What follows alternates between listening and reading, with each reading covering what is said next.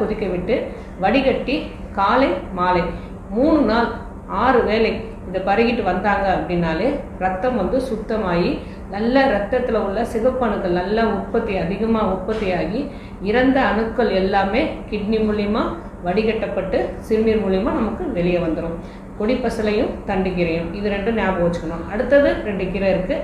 இதை சாதாரணமாக கஷாயம் மாதிரி போட்டு குடிக்கலாம், இல்லைனா விழுது மாதிரி அரைச்சி சாப்பிட்லாம். வல்லாரையும் புதினாவும் என்ன பண்ணலாம் அப்படின்னா இதை வந்து வேப்பம் கொழுந்தோடு சேர்ந்து சாப்பிட சொல்கிறாங்க சித்தர்கள்.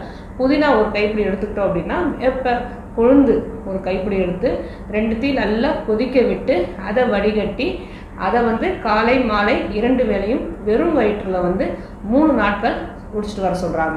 அதே மாதிரி வல்லாரக்கீரையும் வேப்பங்குளத்தோட சேர்த்து நல்லா கொதிக்க விட்டு கஷாயமாக குடிக்கலாம். அப்படி இல்லைன்னா வல்லாரக்கீரையும் சரி மணத்தக்காளி கீரையும் சரி